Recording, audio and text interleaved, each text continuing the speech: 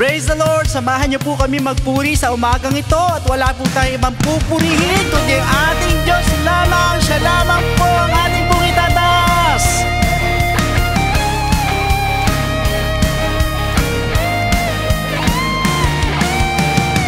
Ibig kong malaman ang iyong layunin sa buhay na hirap ay laging kukunin.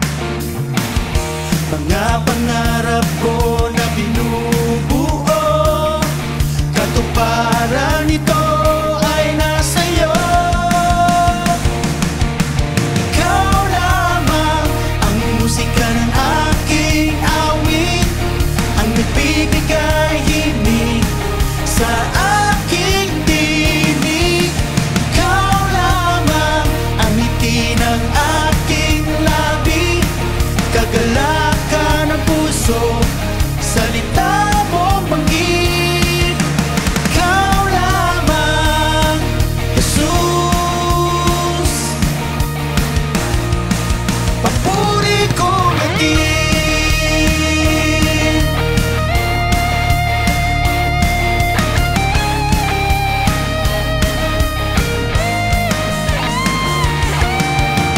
Di malilimutan ang mga pangako mo. Sa krus ng Kalbaryo, pinatawad mo ako. Ang sabi mo nga'y iwanan ang iyong kasalanan. At sa araw na ito, sa aking paraiso, kasama mo ako. Ikaw lamang ang musika ng aking awit, ang nagbibigay himig sa aking tinig. Ikaw lamang ang ngiti ng aking labi, kagalakan ng puso, salita mo banggit. Ikaw lamang, Jesus, papuri ko natin. O pupurihin ka namin sa umagang ito. Itaas natin ang pangalan ng ating Panginoon. Ikaw lamang ang musika ng aking awit, ang nagbibigay himig sa aking tinig. Ikaw lamang ang ngiti ng aking labi, kagalakan ng puso, salita mo banggit. Ikaw lamang, Jesus, papuri ko natin.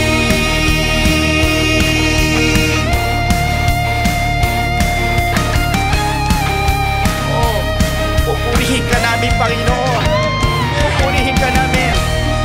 Hallelujah! Purihin ka, Diyos! Purihin ka!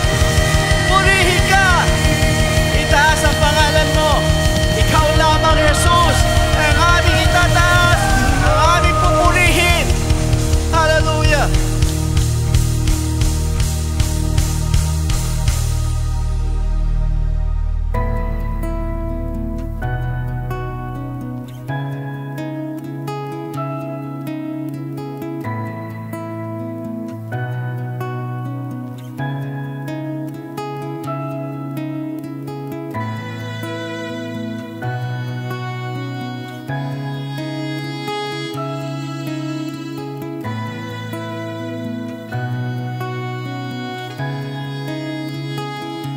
If anything or anyone I lay behind, all my sins, every fault, I clear my mind. I wanna be where you are for rest of time. Jesus, Lord, my Savior, come fill me now.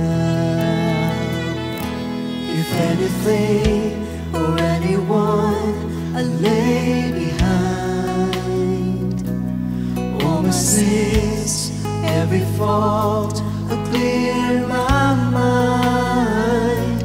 I wanna live in your delight for all my time. Holy Ghost, empower me, come fill me now. I cannot live without you, Lord. I cannot do it all alone. I wanna feel your holy fire in every step through every trial. I cannot live without you, Lord.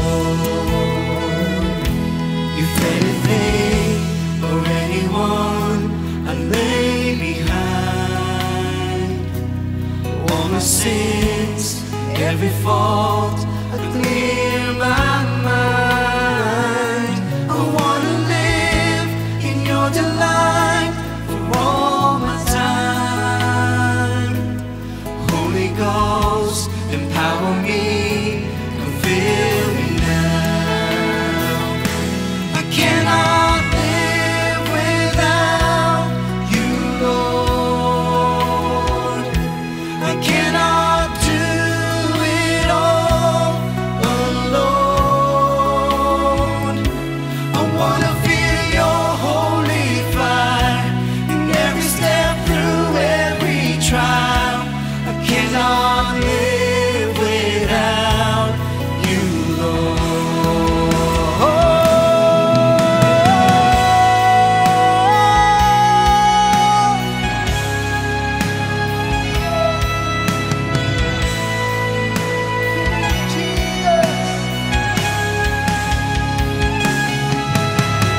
Fill me, feel so void without you, Lord. Fill me, let your Holy Spirit fall. Fill me, you alone will make me whole. Fill me, God, you are my all in all. Fill me, feel so void without you, Lord. Fill me, let your Holy Spirit fall. Fill me, you alone will make me whole. Fill me, Lord, you are my all in all. I cannot live without you, Lord. I cannot do it all.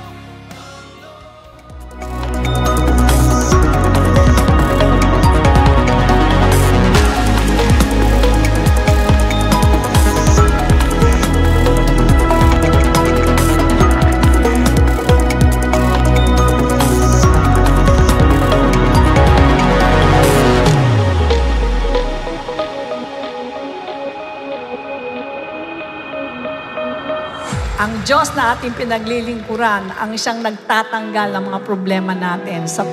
Ang Diyos ang nagbibigay ng tulong sa atin. Amen. I'll do my best, I'll do my best. Oh, I'll do my best for you. Oh, oh, oh. Pag sinabing body of Christ, it involves the blood. Pag sinabing blood, it reminds us of our sins. Pinapaalala yung mga kasalanan po natin. That's why before we partake the Holy Communion, we must have a clean heart through deep repentance. Papasok kayo ng ministry ayon sa gift na binigay ng Lord sa inyo. Dahil kikilo sa inyo ang Lord ayon sa gift na binigay sa inyo ng Lord. Ganun po yun. Let's not wait for a figurative kind of COVID to happen para ma-realize natin, ay, meron pa pala akong masigit na gift binigay si Lord na diniposito na ng Lord dati pa at nire-require na ng Lord gamitin. Maaari ang iba po sa atin may not be Jezebel. Pero baka hindi natin namamalayan para tayo si Ahab. quiet when we should speak, perhaps passive when we should act, hiding when we should confront.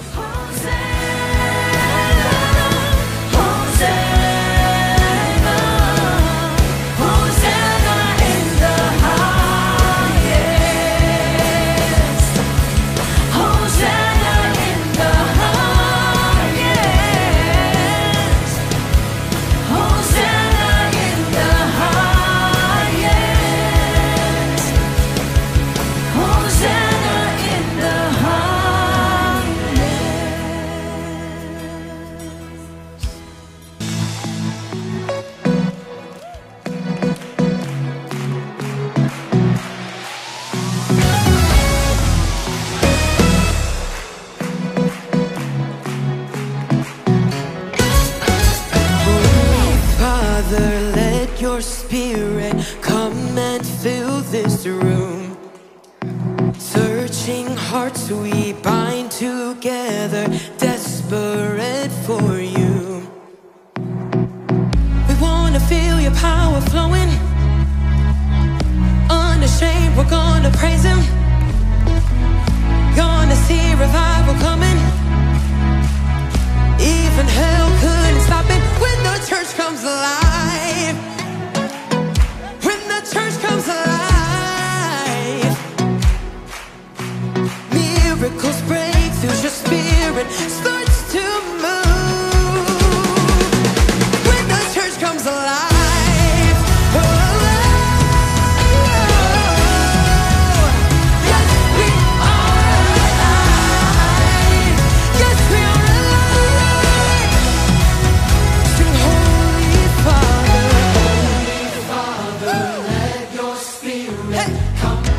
Mas dapat ikaw ang nagtatatalon dito at ikaw ang nagpe-praise ng gusto para makita mga tao, makita ng Diyos na ganun ka, nakahubad yan, wala lahat yan, mga inaalala mo ang nakasuot sa'yo, yung linen ephod ng ating Diyos na buhay.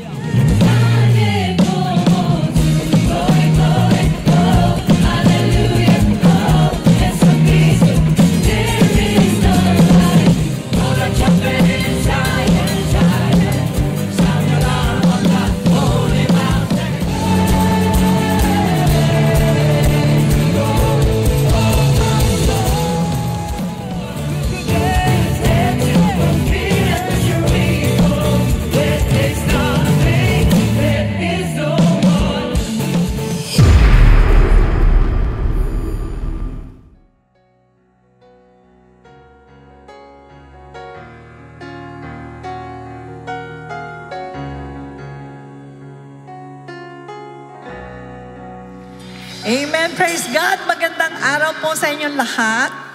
At sa mga kapatiran po natin na nasa Luzon, Visayas, Mindanao at sa mga international extension churches natin.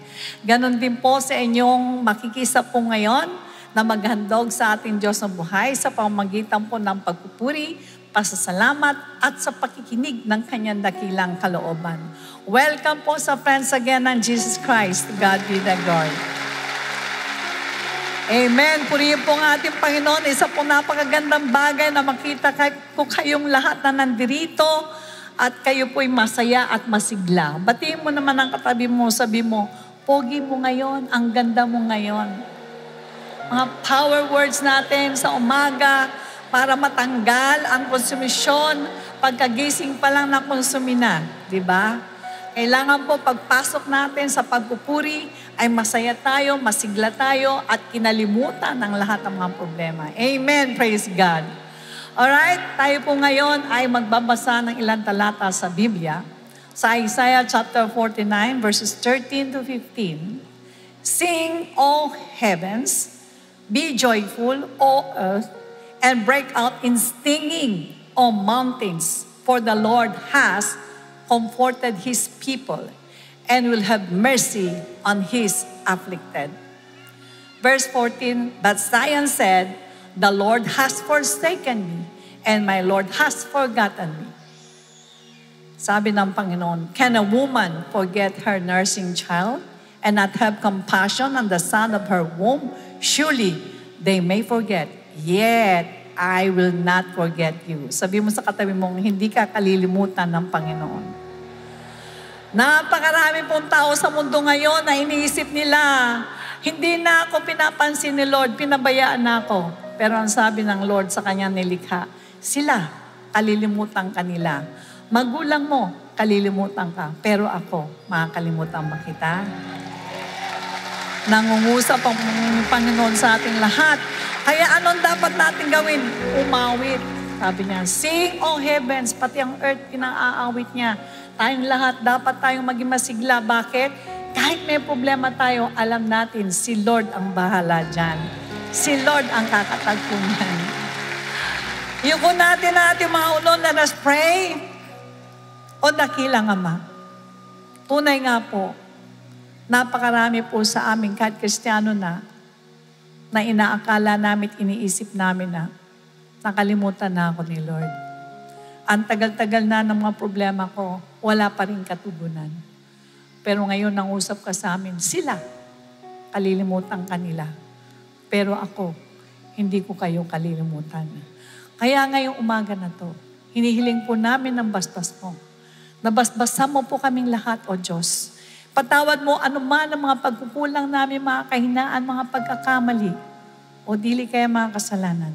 Tulungan mo po kami maging karapat-dapat maglingkod sa inyo at maghandog sa inyo, Lord God. Hinihiling namin na buksan mo ang aming kaisipan, linisin mo ang aming mga puso, at ibigay mo, Panginoon, ng Santong Espiritu sa bawat isa. Baba mo ang Holy Spirit mo, O Diyos. Pagpalain mo ang gawain ito, Lord, na walang tanging layunin, kundi kayo po ay malugod. Pasalamatan. Ganon din po, Ama, tinataas po namin ang lahat, O Diyos, ng bawat isa sa amin. Kayo ang siyang manguna. Nataas namin ang beloved Bishop. Ano man ang tinago mo sa kanyang puso at kaisipan, ay malaya mong palabasin sa kanyang mga labi. Give him the double portion of anointing, O God.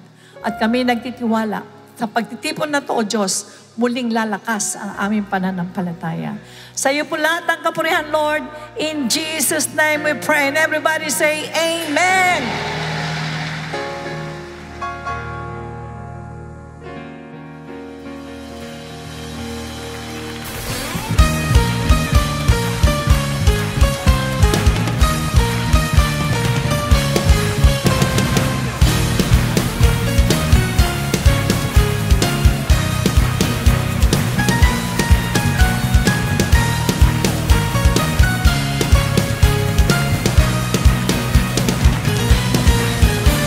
Your mercy never fails us, Lord.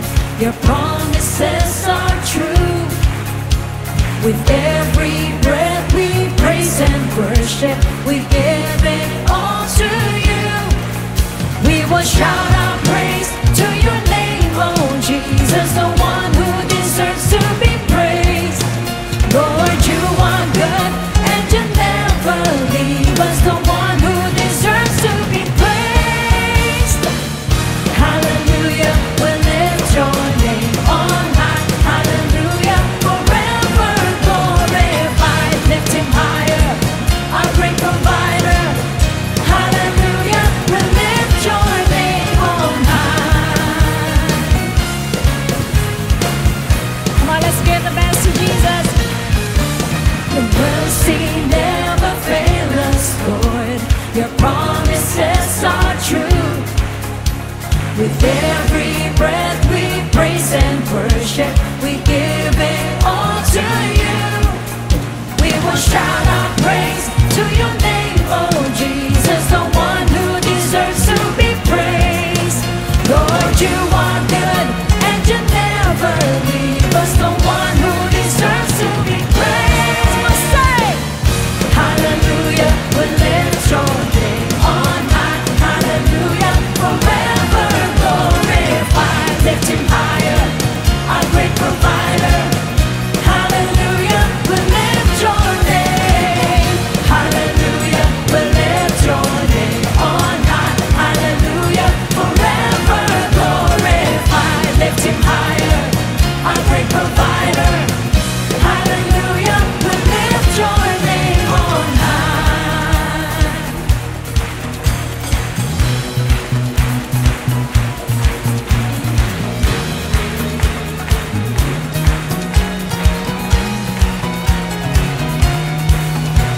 the King of Kings, the Lord of Lords, our Savior. We'll lift your name, forever faithful, all powerful, the only God. We'll lift your name on high. The Lord of Lords, our Savior. We'll lift your name, forever faithful, all powerful, the only God. We'll lift your name on high. Hallelujah, we lift your name on high. Hallelujah, forever glorified. Lifting higher, our great provider. Hallelujah, we lift your name. Hallelujah, we lift your name on high. Hallelujah, forever glorified. Lifting higher, our great provider. Hallelujah, we lift your name on high. Hallelujah, we lift your name on high. Hallelujah, forever glorified. Lifting higher, our great provider. Hallelujah, we lift your name. Hallelujah, we lift your name on high. Hallelujah, forever glorified. Lifting higher, our great provider. Hallelujah, we lift your name on high.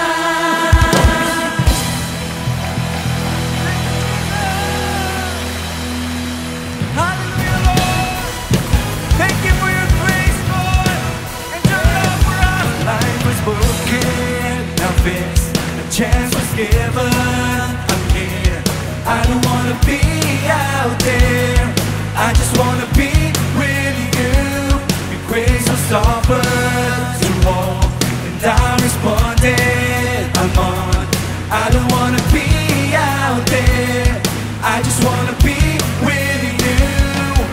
I stumbled and I stood. I overcame because I wanna be the one who makes you smile. I wanna live to be your delight, to be the reason of your greatest sacrifice. Thank you, Lord, for your greatest sacrifice, Jesus. My life was broken, now fixed. A chance was given. I'm here. I don't wanna be out there. I just wanna be with you. Your grace was offered to all, and I responded. I'm on. I don't wanna be out there. I just wanna be with you. I stumbled and I stood. I overcame because I wanna be the one who makes you smile. I wanna live to be your delight, to be the reason of your greatest sacrifice. Don't wanna be the one who always fails. I try to do according to your will, 'cause I'm the reason of your greatest sacrifice. Hallelujah, Lord. You wanna please you, Jesus. Thank you for the cross, Lord. I want to please you, Lord. I want to please you, giving all that I am for all that you've done. I want to please you, Lord. I want to please you, giving all that I am for all that you've done. Saint, I wanna be the one who makes you smile. I wanna live to be your delight, to be the reason of the greatest sacrifice. Oh Lord, don't wanna be the one who always fails. I try to do according to your will, 'cause I'm the reason of the greatest sacrifice. I wanna be the one who makes you smile. I wanna live to be your delight, to be the reason of your greatest sacrifice. Don't wanna be the one who always fails. I try to do according to your way,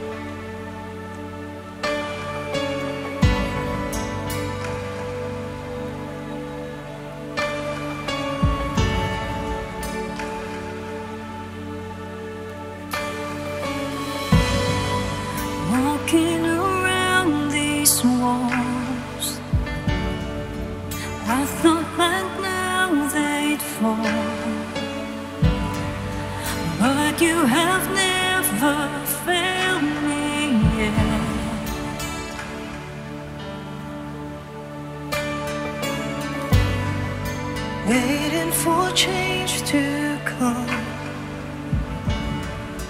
knowing the battle's won. For you have never failed me yet.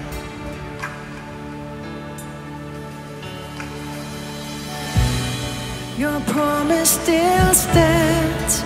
Great is your faithfulness, your faithfulness. I'm still in your hands. This is my confidence. You've never failed me yet.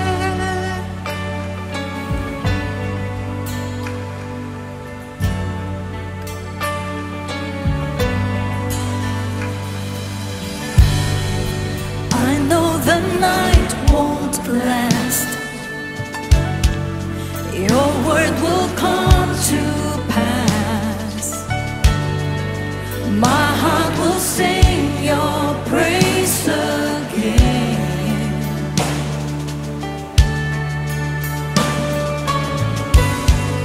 Jesus, you're still enough. Keep me within your love.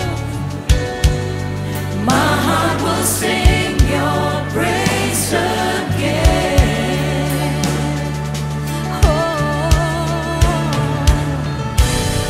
Your promise still stands. Great is your faithfulness, your faithfulness. I'm still in your hands. This is my confidence. You've never failed. Your promise still stands. Great is your faithfulness, your faithfulness. I'm still in your hands. This is my confidence. You never fail me yet. Buuin po natin mga kapatid ang kumpiyansa natin sa Panginoon na kung ano man ang pinangako niya sa kanyang mga salita ay ating pong matatamo sa tamang panahon, sa tamang kapamaraanan. I-release po natin na alisin ang pagduruda sa ating pag-iisip. Kahit isang balitang pagdududa, paalis po yan sa Panginoon upang muli makakilos ang spirit of faith sa ating isipan at sa ating puso at mangyari ang salita ng Diyos sa atin na tunay nga minsan sa buhay mo. Itutulak ng Panginoon ano man ang bundok na nasa harapan mo na kapag sinabi ko, bundok, umalis ka sa harapan ko sapagkat hindi kita kailangan. Hindi ikaw ang naghihintay sa akin. Ang naghihintay sa akin ay isang kapangyarihan ng Diyos, ng victory ng Diyos, ng isang victory ng Diyos, ng isang victory ng Diyos ang naghihintay sa akin. Mountain! In the name of Jesus, remove yourself. I'll see you do it again. They know where. Bow in the name of Jesus. Where there was no way, and I believe You do it again. I'll see you do it again. I've seen you move, Lord. You move the mountains, and I believe I'll see you do it again. You made a way, Lord, where there was no way, and I believe I'll see you do it again. Come on, sing prophetically. I'll see you do it again. Come on, let the prophecy come out of your mouth. Sing prophetically. My God will do it again. I'll see you do it again.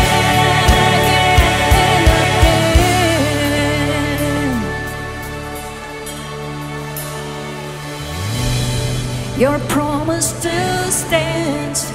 Great is your faithfulness, your faithfulness. Well, I'm still in your hands. This is my confidence. You never fail. Your promise still stands. Great is your faithfulness, your faithfulness.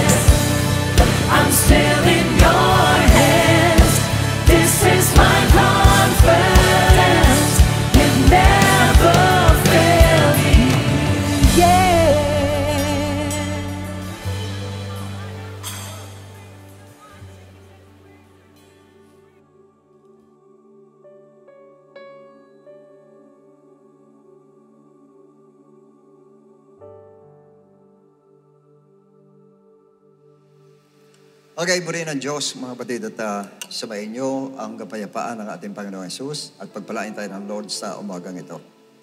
Now, the book of Galatians, chapter 6:17. From now on, let no one trouble me, for I bear in my body the marks of the Lord Jesus. Yuko natin, ulo natin tayo manalangin. Dakilang Ama, salamat sa iyo, Lord. At i-bless mo, Panginoon, ang aming talatang binasa, Ama.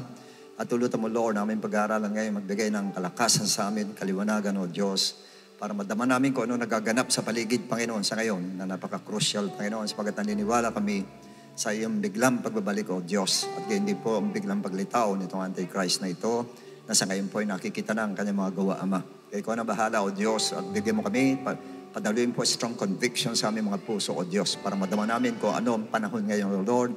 Ma-discern namin, Panginoon, ang panahon sa kasalukuyan, Ama. At tulutan mo lahat ng puso namin maging malinis, Panginoon. Alis yung mga resentment sa aming puso. Ang padaluin mo po, Panginoon, ang spirit of submission, Panginoon, at obedience, Panginoon, sa iyong salita, Ama. At ngayon, anointing mo, padaluin mo sa amin lahat, O Lord, para madama namin ang power mo sa araw na ito. Salamat na marami, Lord, and this way us, in Jesus' name, Amen and Amen. Now, this is Make My Disciples Part 10. Na po tayo ngayon, The Mark of the Real Disciples, Lesson 1. Kasi hanggang Lesson 2 po ito. Lesson 1 ang pag-aaralan po natin ngayon. Okay? You may all be seated, please. Brothers and sisters, the book of Galatians is the battle between salvation by works of the law, which is circumcision, and salvation by grace through faith. Now, in the last chapter and in the second to the last verse of this book, Apostle Paul gave his last final message to the Galatian church. In Galatians 6:17, as what we have read, from now on, let no one trouble me, for I bear in my body the marks of the Lord Jesus.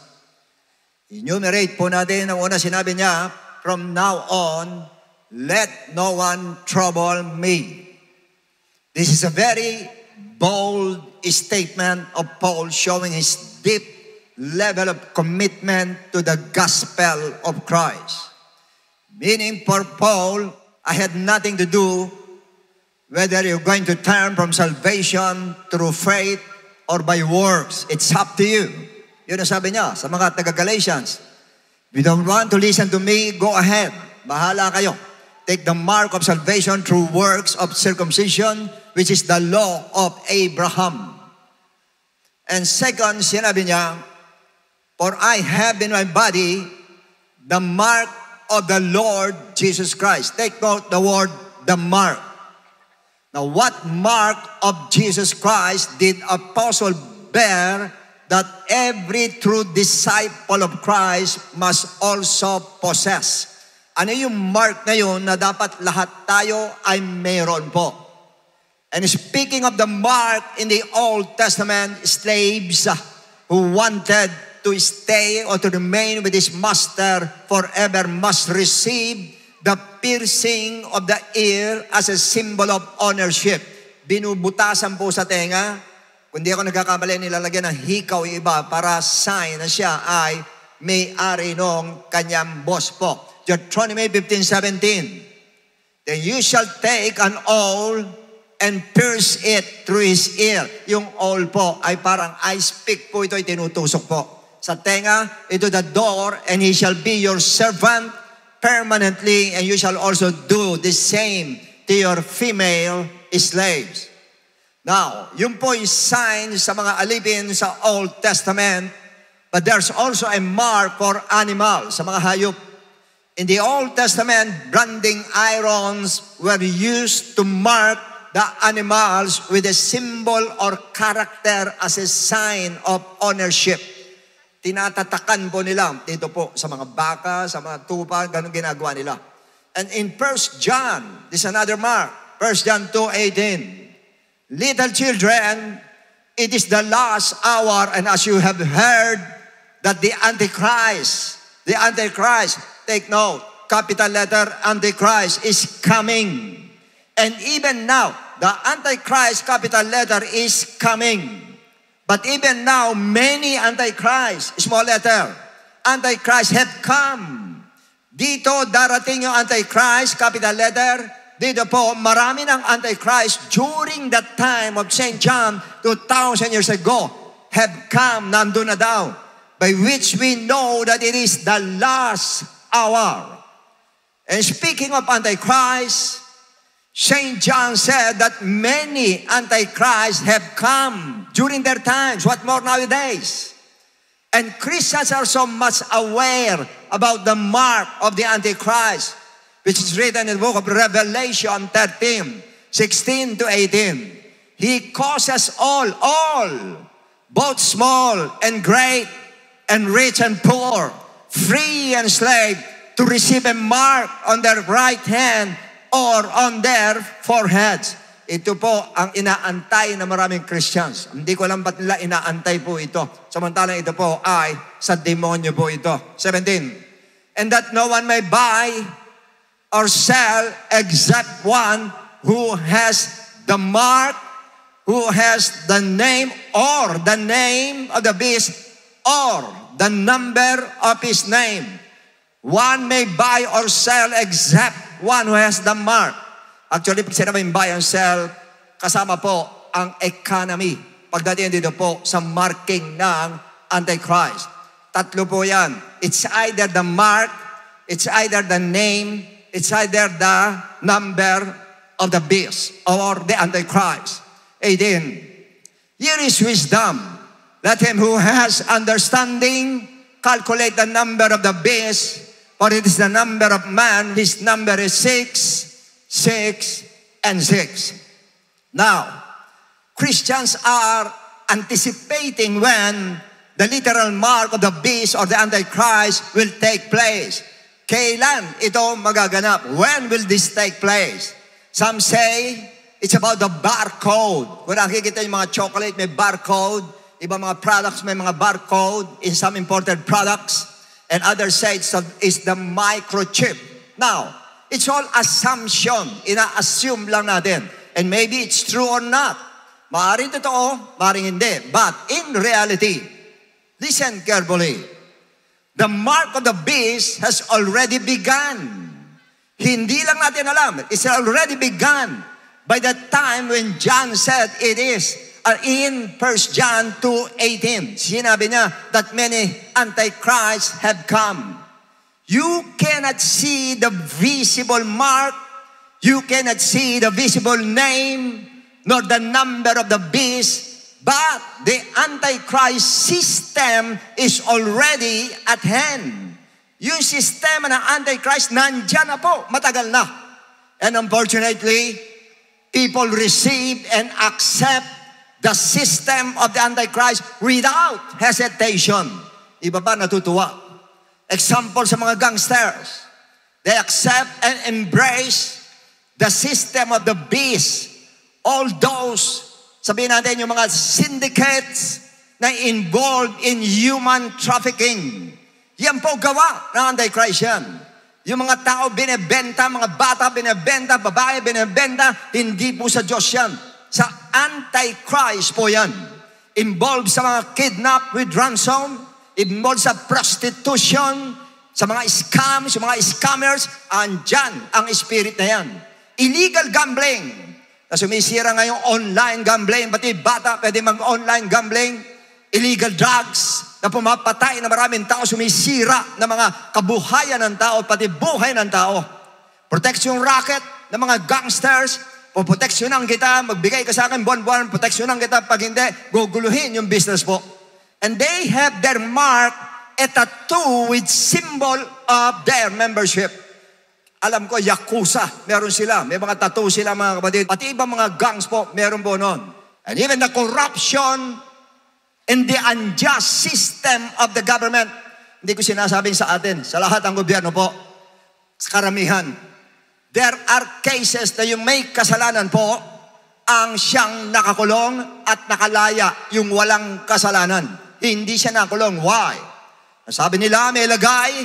Ang sabi nila, merong connection po sa government officials. Yun ang sabi nila. Yung iba naman po, nabubulok na sa kulungan, hindi pa nahatulan. Samantala, ang tagal na sa kulungan po. Yung unfairness nandoon po. Injustice nandoon po. At yan ay ini-embrace na maraming mga government ngayon sa ngayon po. Ini-embrace, binibigyan ng pansin, pero pag mayaman ka, sandali lang, tapos na ang gaso mo. Pag mahirap ka, bulok ang gaso mo. I'm sorry to tell this. Pero yan nagaganap hindi lang sa ating bansa. Mapakaraming bansa nagaganap sa ganyan po. Na yung mga mahihirap talaga yung nagkakaroon ng injustice at yung mayayaman nakakakuha ng justice na kung tutusin, hindi rin justice, kundi injustice pa rin. At napapabilis pa mga kapatid because of money. And yung system ng Antichrist ay injustice being embraced by many government officials. Niyayakap po nila. And even the school sector. Sa mga kabataan, bine-brainwash. Mga kabataan po na magsalita against the government. Sasabihan niyang government, sasabihan niyang presidente po kung ano-ano sinasabi, hindi maganda. It is a system of the Antichrist which is in direct rebellion. Mga bata pa tinuturuan mag-rebelde po sa gobyerno po. Romans 13:1, the Bible says, let every soul be subject to the governing authorities. Magpasakop daw ang lahat doon sa gobyerno, for there is no authority except from God. And the authorities that exist are appointed by God. Kahit sino pa po nakaupo dyan po sa gobyerno, in-appoint ng Diyos yan. Kahit sino pa yan, kahit kurap pa yan, in-appoint ng Lord dahil sila pinili ng mga tao po. In other words, sa parting yan, sometimes pa makikita natin, ang mga tao rin nagkakamali ng pagpili kaya nagkakaroon ng corrupt na government officials. Dahil ang pinipili, hindi ginagamit po talaga, hindi pinag-iisipan talaga kung sino ilalagay.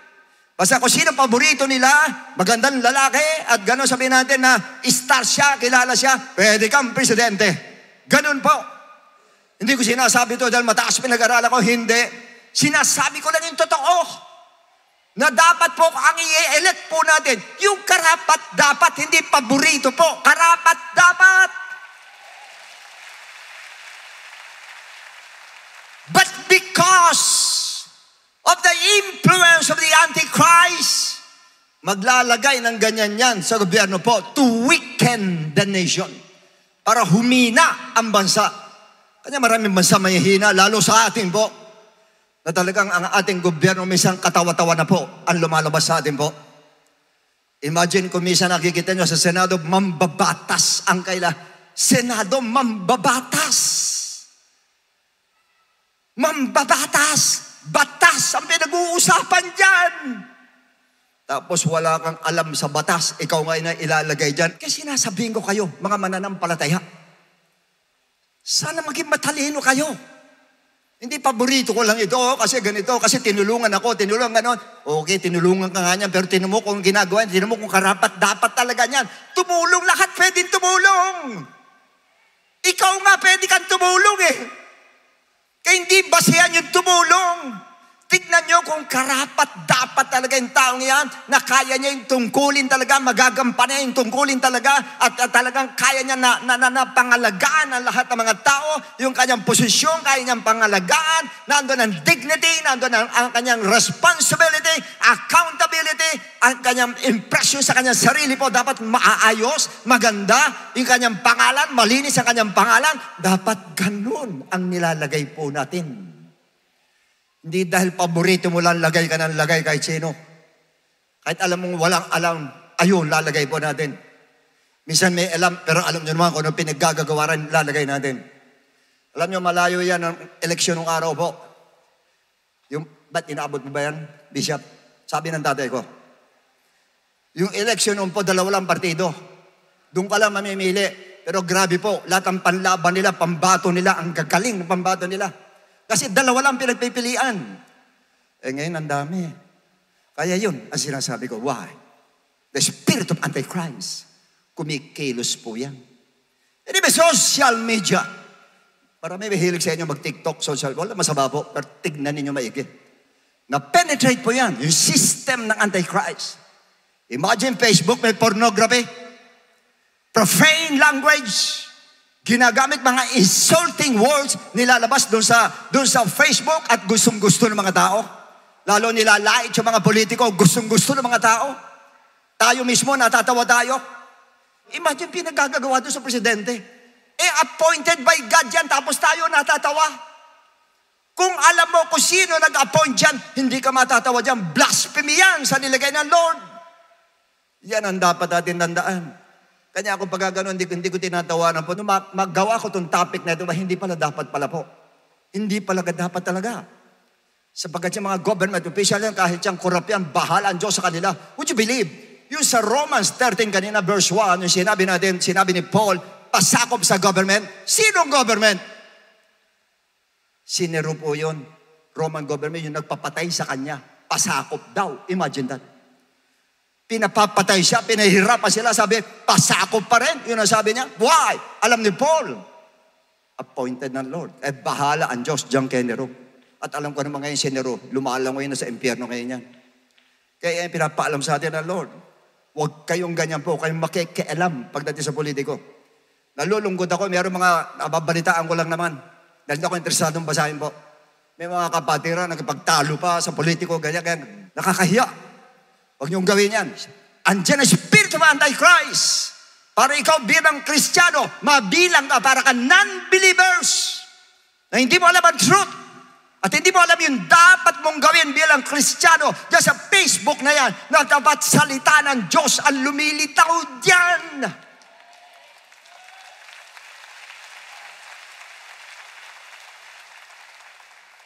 Mga fake news na kinakagat ng iba.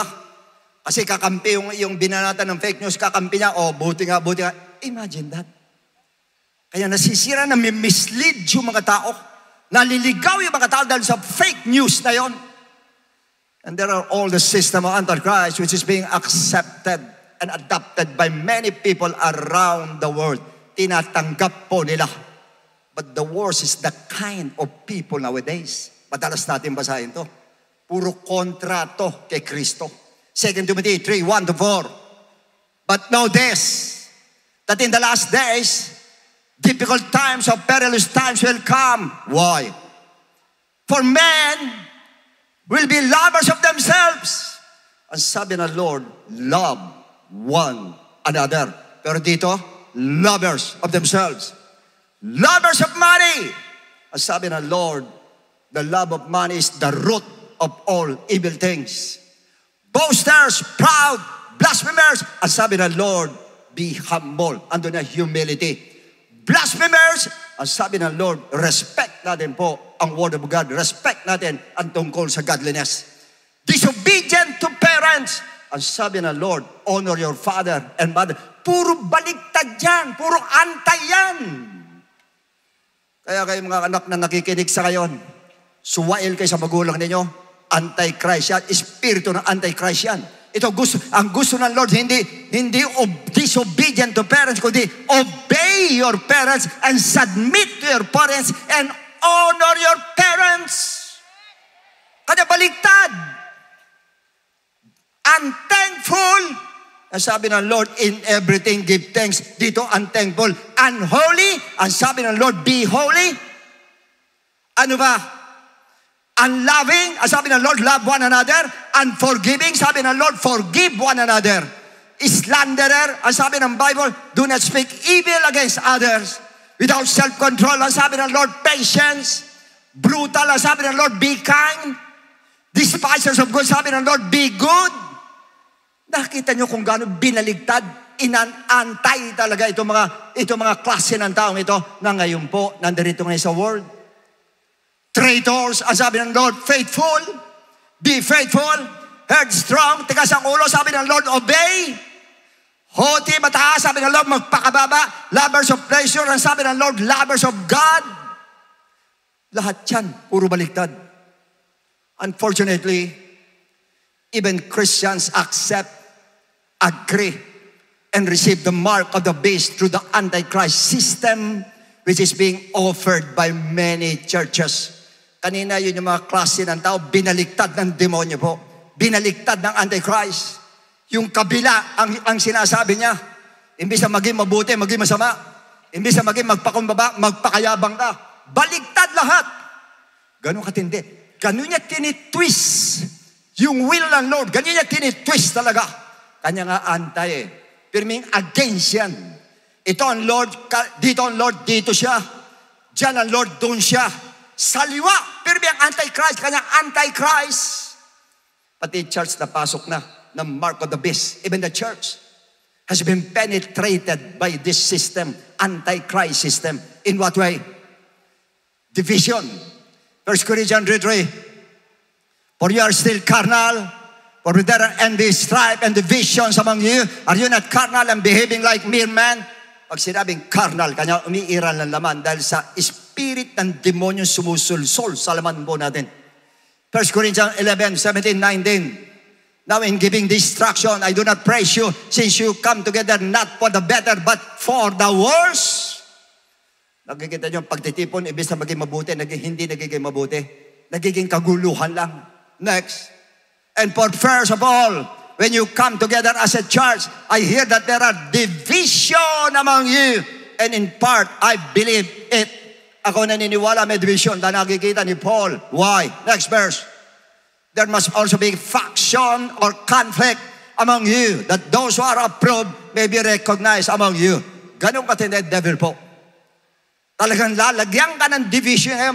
Hihiwalayin tayo, paghihiwa-hiwalayin tayo, pasisimbahin ka sa iba, pag-grupo-grupuhin po tayo para hindi magkasama-sama, mawasak ang unity po. Ganyan ang devil.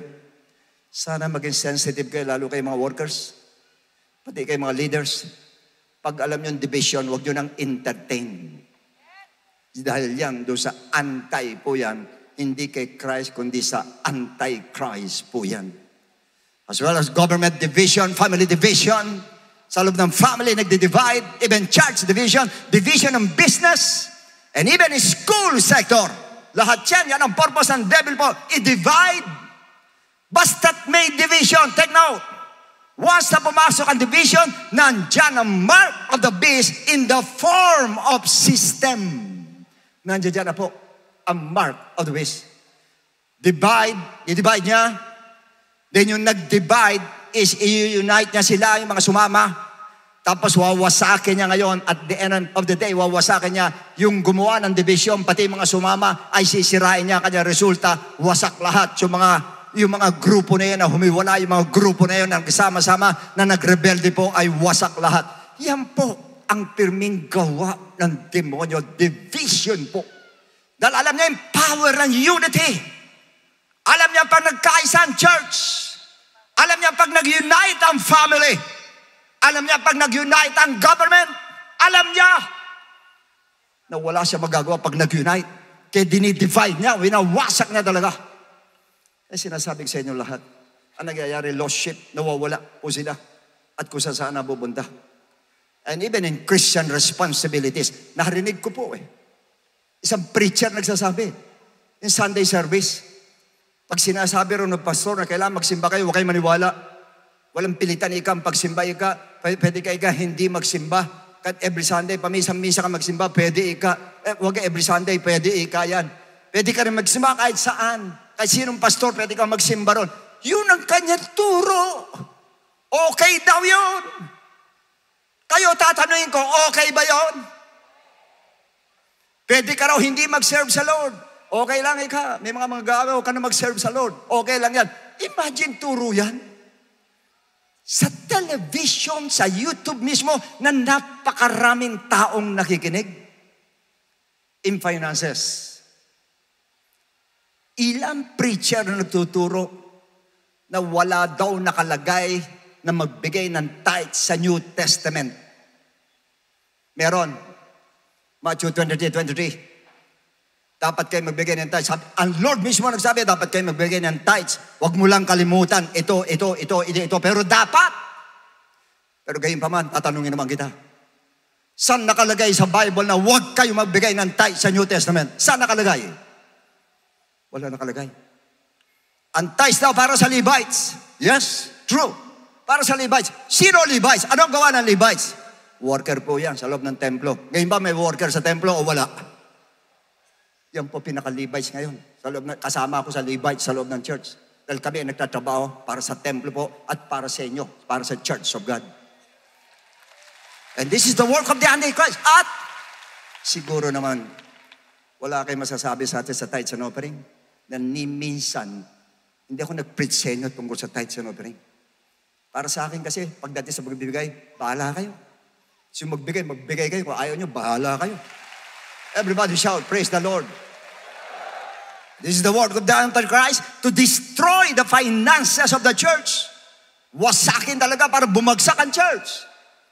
At ang mabigat, they tolerate homosexuality and even transgender. Pati same-sex marriage tinotolerate ng ibang church. Oh God. Yan ang isa sa pinakamatinding gawa ng demonyo po. This is a very clear perversion of God's creation. Pinipervert po talaga nila. Imagine, lalaki, papalitan ka ng gender. Babae, papalitan ka ng gender. Lalaki sa lalaki, kakasal kayo. Babae sa babae, kakasal kayo. Wala pong ganyan sa Bible. Hey, don't get me wrong. God loves homosexual. Mahal niya. But He hates homosexuality. Ayaw niya yung ginagawa. Sinabi niya, for God so loved the world. So lahat ng tao sa world, mahal niya. Kahit sino ka man, mahal ka niya. Pero, yung ginagawa mo, hindi ko mahal. Yung ginagawa mo, hindi ko gusto. Mabigat kasi, Romans 1, 26, 27, NLT. That is why, kanya nga, God abandoned them. Iniiwan na sila to their shameful desires. Doon sa nakakahiya nilang desires, sa kanilang gustong nakakahiya. Even the women turn against the natural way to have sex and instead indulge in sex with each other. Babae sa babae. Kaya iniwan na sila ng Lord sa kanilang nakakahiyang kagustuhan. Iniwan ang sabi rito. Pero hindi iniwan lang yan eh. Next. And the men, instead of having normal sexual relation with women, ano normal?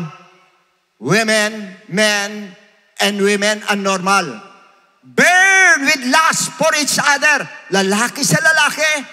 Men did shameful things with other men. And as a result of this sin, ano resulta? They suffered within themselves the penalty they deserve. May parusa po yan. Mabigat po ang parusa dyan dahil direct perversion yan ng creation ng Lord. Pinervert mo yung ginawa ng Lord ng babae at lalaki. Yung lalaki ginawa mong babae, babae ginawa mong lalaki, at yung lalaki sa lalaki, babae sa babae, ang ginawa mong pagpapakasal. Matindi po yan. Matindi po. Next verse. And because they thought it was worthless to acknowledge God. Wala naman ikaw, kabuluhan yan ka na i-acknowledge mo yung sinasabi ng Lord, hindi pwede. Huwag mo i-acknowledge yan. God allowed them on immoral minds to control them. O yun, mabigat. Pinabayaan na niya, kontrolin mo yung mismong gusto mo, yan ako control sa'yo. Ang Lord mismo ang gumawa sa kanila nun. Dahil ang tigas ng ulo mo eh. Ayaw mo makinig, lumalaban ka, nagre-resist ka. Gagawin ng Lord. Matinding parusa yan, baka hindi nyo alam. So they do this indecent things. Indecent things ang ginawa nila. At marami pong churches sa Amerika ang nagtotolerate niyan. Ewan ko lang sa atin, dito sa Pilipinas. Huwag naman sanang pahintulot ng Lord na i-allow natin yung ganyan po. Huwag naman sana. Hindi po ubra.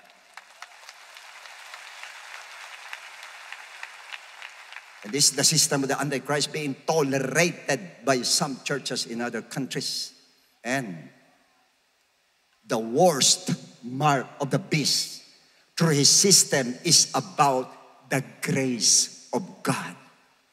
Ito na po pinakamensahe. Listen carefully. How many churches are preaching grace without repentance?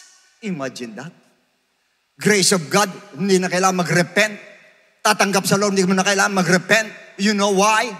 Ang sabi nila, yung kasalanan mo nung araw, noong past, kasalanan mo sa present, kasalanan mo sa future, pinatawad na daw without repentance. Imagine that.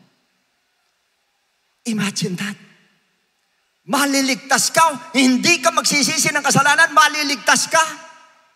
Antindi po. Hopefully, sana wala tayong pastor na ganyan. Dahil pag may ganyan tayong pastor, hindi po uubra sa atin yan. Hindi ka to God be the glory pag ganyan ka. Dahil sa to God be the glory, hindi ka maliligtas pag hindi ka nagrepent, pag hindi ka nagsisi sa kasalanan mo. As a matter of fact, as far as the Bible is concerned, mula sa Old Testament, sumisigaw na ng repentance ang Lord. Magmula doon sa Torah, hanggang doon sa mga major prophets, hanggang sa mga minor prophets, hanggang sa Book of Psalms, hanggang sa dito mo hanggang sa Book of Malakay, puro repentance ang sinisigaw ng Lord. At na mag-umpisa ang New Testament, sumisigaw na si John the Baptist, repent, repent, repent, puro repentance. At bago matapos ang church sa Book of Revelation, chapter 1 to 3, sa 7 churches, ano sinasabi ng Lord? Repent or else, repent or else, repent or else. Tapos grace without repentance. Oh. Yung iba naman gustong-gusto. Oh, dito wala repentance dito. Kahit anong gawin natin, pwede rito. Sige, wala repentance. Tuwan-tuwa, yay! Ganun sila. Hindi na lang patungo sila roon. Saan? Hindi doon. Doon. Sila patungo. Tatandaan ninyo, pag sinabi ng pastor, without repentance, ligtas ka, at pinatawad na yung kasalanan mo, kahit yung nakaraan, pinatawad na. Hindi pa ginagawa, pinatawad ka na. Ang tindi pong katuruan yan. Talagang hindi ko masisikmura yung katuruan yan. Hindi ka pa nagre-repent, pinatawad ka na. Acts 11:18. And when they heard these things, they became silent, and they glorified God, saying, then God has also granted to the Gentiles repentance to life. Ano ibig sabihin nun? Hindi pa kaligtasan ng Gentiles, wala pa yung grace, walang kaligtasan, kahit mag-repent ang Gentiles, wala. Pero sa New Testament, dahil sa grace, binigyan ng repentance, binigyan ng pagkakataon mag-repent para patawarin ng ating Lord. Kanya nga grace lang eh. Biyaya lang ang sa atin. Tapos without repentance, ligtas ka. Second, teaching na iba, grace without judgment. Wala raw judgment. Basta tumanggap ka na, okay na, wala nang judgment dyan. Kahit anong gawin mo, wala nang judgment dyan. Romans 14, 10 to 12. But why do you judge your brother? Or why do you show contempt for your brother? For we shall all, ang kausap niya, church, we shall all stand before the judgment seat of Christ. Why? For it is written, as I live, saith the Lord, every knee shall bow to me, every tongue shall confess to God. So then, each one of us, bawat isa sa atin, shall give account of himself to God. Isang araw, pagkatapos mo rito, tatayo ka sa harapan ng Diyos. Mag-a-account ka sa harapan ng ating Panginoon. Iba yung judgment sinasabi sa 2 Corinthians chapter 5. Judgment na reward yun. Kung naginawa mo, re-reward ka ng Lord. Pero itong judgment dito, lahat po, haharap dyan.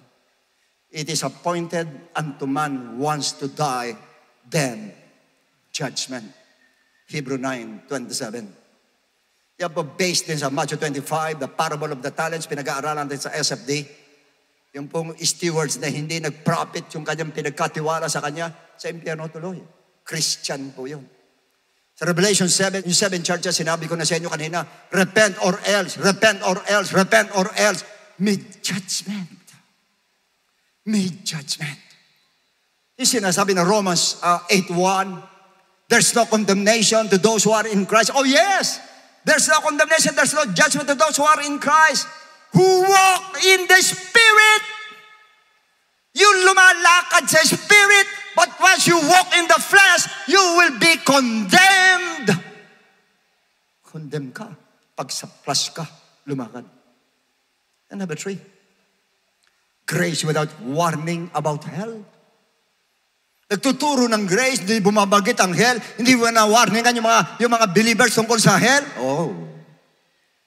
Revelation 21:8. But the cowardly, duwag nga lang yan.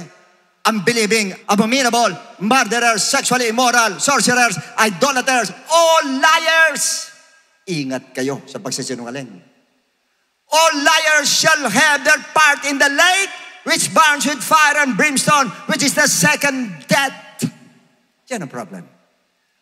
Naniniwala ba kayo may mga pastor? Iba hindi naniniwala sa hell. Yan daw yung figure of speech lang. Symbol lang. At hindi talaga totoo na may hell. Ang hell daw ito mismong lupa. Ang hell, sino may sabi sa'yo? To all of you, to God be the glorians. Hindi ako magtsatsagari ng ganito. At mag-aaral ng gusto dito, mula umaga hanggang gabi, nakaupo ka, aral dito, aral doon. Kung walang hell! Kung wala din lang hell, kahit ano lang preach ko sa inyo para magkapera ko rito, yun na lang gagawin ko sa inyo. Hindi ko tuturo sa inyo hell, wala naman palang hell eh. Ba't pa tayo tipon-tipon dito? Wag na! Why? Be merry for tomorrow you die. Then period, tapos na, walang hell. Hindi po ganun yun. There is such a place which is called hell. Meron po. Naalala ko isang preacher, kagabi pinanonood ko siya. Nagpatotoo siya. Pero siyang kaibigang preacher din, great evangelist siya. Meron din great evangelist, nakasama siya. Nagkwento sa kanya, he fasted for 30 days. Nung mag-fasting ng 30 days, pinakita ang vision sa kanya ng hell. Grabe daw sa hell. Mayroon daw doon, nandun sa apoy, inaahon, inulubog. Yun ang vision na nakita niya. Yung mga tao nag-i-scream, nandun sa ibaba, nag-i-scream sila. Gusto kumawala, gusto umakyat siya. Ibig sabihin, nasa ibaba. Gusto umakyat dahil doon sa apoy, doon sa init na nararamdaman nila. Gusto umakyat siya, pero hindi siya makakyat. Why? There's no escape in hell. There is no escape in hell. Once you're in hell, that is forever and never and never. Kanya kami mga preacher, ganito mag-preach. We are so passionate. Dahil ayaw namin mapunta sa hell ng mga tao. Binabanggit natin ang hell na parang baliwala. Hindi baliwala ang hell. It's a miserable, I don't know what's the word I'm going to use. Kung ano yung hell talaga.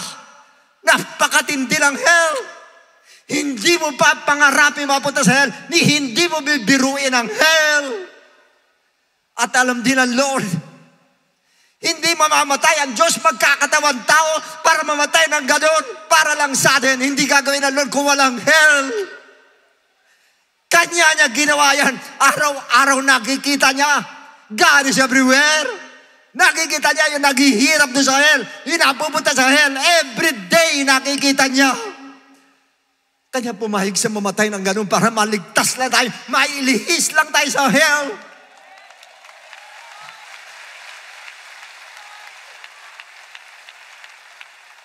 Tapos magtuturo ka ng grace without hell. Ganyan katindi kayo, mag-ingat kayo. Mag-ingat kayo sa panunood ninyo. Alam ko iba sa inyo, mga sideline kayo. Sana hindi kayo ma-deceive ng spirit of Antichrist na yan. Na ililigaw kayo na walang hell. Meron po. Meron at meron. And number 4, grace. Grace without fear of the Lord. Alam niyo mga katuruan nila dyan. Bakit ikaw mananampalataya, matatakot sa Lord? Tatay mo yan, dapat ikaw nalalapitan mo. Oh yes, that's true. Dapat yung reverence ka na doon. Paggalang na doon. That's true. Totoo. Pero sinabi ng Lord mismo, Matthew 10:28, do not fear those who kill the body but cannot kill the soul. But rather fear Him. Fear Him. Fear God, who is able to destroy both soul and body in hell. fear of God is a command. It is a command na matakot tayo sa Diyos. Kanya nga tayo takot gumawa ng kasalanan dahil sa takot natin sa Diyos. At ang isang Kristiyanong walang takot sa Lord, it is very impossible for you to be saved.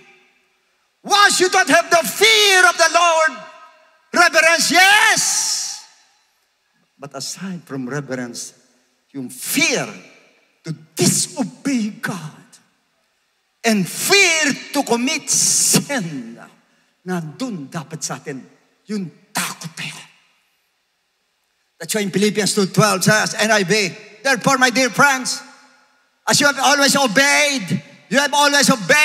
not only in my presence, but now much more in my absence, continue to work out your salvation with fear and trembling. Pinaghiwalay yung fear and trembling. Gawin natin itong fear with reverence. Paano yung trembling? In fear daw, reverence. Okay, approve, reverence.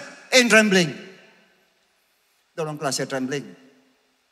Nagtatremble ka dahil sa, andun ang joy sa'yo, dahil sa sovereignty of God. Alam mo, glorify mo ang Lord, praising ka, worship ka, pero ang isang trembling doon, andun ang takot sa'yo gumawa ng kasalanan. Alam mo kasi kung ba ano ang judgment ng Lord. Alam mo kasi ang Lord bukod sa loving God, judge siya na nag-judge sa mga makasalanan at ayaw ng Lord ng kasalanan. Kaya yung trembling doon, dalawa meaning. Yung po, tandaan po natin. Alam ko, aangat na naman ang kilay ninyo, kaya hindi naniniwala sa takot sa Diyos. Pero ako, ituturo ko sa mga tao rito. Bahala kayo maniniwala kayo, hindi. Pero ituturo ko, matakot kayo sa Diyos. NLT. Dear friends, you always follow my instructions when I was with you. And now that I'm away, this is even more important. Work hard to show the results of your salvation. Obeying God with deep reverence. Ayun na, paano ngayon to? Pinaghiwalay yung reverence sa yung fear. Sabi nila yun daw fear ay reverence. Paano itong pinaghiwalay? Reverence and, hindi or. Reverence and fear. Paggalang at takot. Tapos sasabihin mo, huwag matakot sa Diyos. Psalms 2:11, New King James, serve the Lord with fear and rejoice with trembling. Yun, dalawa meaning ng trembling. Trembling, nagre-rejoice ka, nangihinig ka dahil sa kapangyarihan ng Lord. At natatakot kang gumawa ng masama sa atin, Lord. And number 6, grace without concern about the truth of the doctrine. About the truth of the doctrine. Wala na raw doktrina. Tingnan nga natin kung wala nga. 1 Timothy 4:16. Take heed. Take heed to yourself and to the doctrine. Take heed to yourself, ikaw muna. Then, to your doctrine. Continue in them. Why? Why, Paul? For in doing this, you will save both yourself and those who hear you. Sa pamamagitan ng doktrina, ililigtas mo sarili mo at ililigtas mo pati nakikinig sa'yo. In other words, pag hindi mo pinansin ang doktrina at wala kang doktrina tinuturo, lalo tungkol sa doctrine of salvation, doctrine of the Godhead, hindi mo tinuturo yan, hindi mo ililigtas ang sarili mo, hindi mo rin ililigtas yung mga taong nakikinig sa'yo. Nakukuha niyo ba? Grace without change. Grace pero walang pagbabago. Pwede naman ikaw, kahit masama ugali mo rin, okay, basta born again ako, praise the Lord, nag-worship ako, sisimba ako, kahit walang magbago, okay. Kaya, yun nga kaya, 2 Corinthians 5:17. And therefore, if anyone is in Christ, a new creation, you must be a new creation. All things have passed away, and all things have become new. Hinahanapan tayo ng pagbabago ng ating Lord. And next, grace without holiness. Holiness. Makinig kayo lahat. Pati kayo nanonood sa television. Pati kayo mga preacher nanonood sa television. Please, listen carefully. This is what the Bible says in Hebrew 12:14. Pursue peace with all people. Pursue holiness. Why? Without holiness, no one will see the Lord. Hindi mo siya makikita pag wala kang kabanalan. Pagdating sa kabanalan, sa bibig, number 1. Hindi nyo alam, isa nagbibiro kayo. Nadadano nyo sa biro, pati si Jesus Christ, dadano sa biro si Jesus Christ. Never nyong gagawin yan. Huwag mo isama sa biro si Jesus Christ. Yan ang tatandaan ninyo. Pati nakikita nyo sa TikTok, ginagawang laruan si Jesus Christ, tas tatawa kayo. Oh, delikado ka, my friend. Delikado ka. Napakabanal ng pangalan ng Diyos.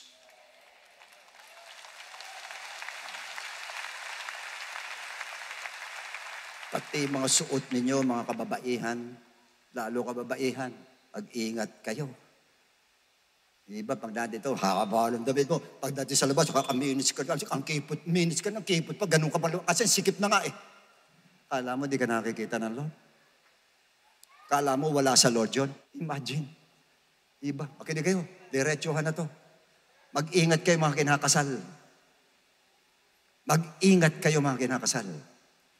Iba sa inyo, magpapakasal kayo, tapos nakababa dito, yung kanal dito, ano man tawag, yung kanal? Kitang-kita yung kanal dito, nando doon. Kasi hindi nyo alam, what is the meaning of marriage? Pag-iisahin kayo ng Diyos. Tapos para kasi Eva, ang Lord nga tinakpan sila ng dahon, tinakpan pa ng balat eh, para may takip na harap kayo sa Lord ngayon. Pag-iisahin kayo, ganyan ang suot mo. Nakalabas yung likod mo, nakaganon yung likod mo. Kasi hindi mo nabibig sabihin. Akala mo ang kasal, di-display ka ro, magpa-fashion show ka doon, at papakita habang lumalakad sa aisle, yan, kalihad ka. Hindi ganon yun. Ang kasal, habang lumalakad ka, papasok ka sa isang buhay na hindi mo alam kung ano sasapitin mo pag nagkamali ka. Yun ang kasal, kayo kang magmalaki. Dapat nga pag kinakasal ka, ganun ka eh. Ano kaya mangyayari sa buhay ko rito pag ganito? Ano kaya dito? Bakit ko sinabi? Diba ang dami lumakad ng ganun eh. Magmula sa biya. Ladies and gentlemen, here comes the bride. Ba't ngayon nasa sulok? Kung alam ko lang, hindi dapat siya napakasama ko. Akala ko ba nakaliyad ka dyan nung naglakad kang gano'n? Yan ang sinasabi ko. Banal ang kasal. Banal. Pag-iisahin kayo ng Diyos, tapos ganyan ang suot mo. Kasi ikaw gusto nung lalaki, ayan, please. Huwag kayo magdi-display ng katawan ninyo. Lalo may asawa ka. You know why? Si Hezekiah, dinisplay lahat yung kanyang, yung mga ari-ari niya, pinakita doon sa mga hari. Ayan, ari-arian ko, ganyan kayaman. Ano ginawa ng Lord? Pinakuha niya lahat sa kalaban. Baka makuha ng kalaban yung asawa mo. Why? Dinidisplay mo eh. Ingat kayo. Christian ka, dapat alam mo, meron kang personal conviction na alam mo, ayaw ng Diyos yan sinusuot mo. Dapat meron tayong ganon. Natatama natin yung ganon sa heart natin. Dahil malakas ang conviction ng Antichrist. Suot mo yan, bagay sa iyan. Suot mo yan, magtitingin na sa'yo. Suot mo yan, bida ka. Suot mo yan, siga ka. Suot mo yan, maganda ka. Suot mo yan, sexy ka. Yan. Ikaw naman ngayon, suot ka ngayon. Hindi mo alam ng Lord. But the problem is, millions of Christians from many churches embrace the mark of the Antichrist through his system. Why? Isa na po yan sa spirit of Antichrist, pero ang isang matinding dahilan, because, ito na topic natin, I was a very weak discernment. Hindi mo na-discern. Kung sa Antichrist yung kausap mo, kung sa Antichrist yung ginagawa, hindi mo na-discern. You cannot discern if the message is scriptural or not do sa preacher. If the message is based on the right interpretations of the Bible, you cannot discern. You cannot discern if the message of the pastor is from God or from the Antichrist. You cannot discern. If the preacher is filled with the Holy Ghost, you cannot discern. Yung filled ng all and human wisdom lang siya. Kung yung preacher na yung guided ng Holy Ghost, hindi mo ma-discern. Kung guided ng deception ng Antichrist, hindi mo ma-discern.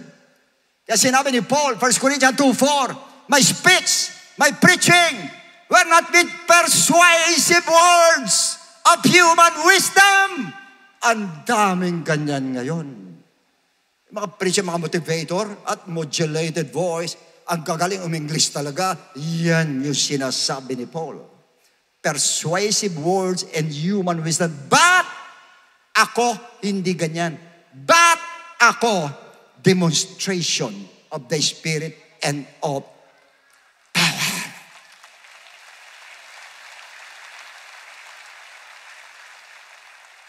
Hindi yung pagagandahin mo yung boses mo, pagagandahin mo yung deliver mo. Pinag-uusapan dito, ang kailangan yung mga tao, marinig ano, sabi ng Diyos. Eto, sabi ng Diyos, magsisi na kayo. Yun yun!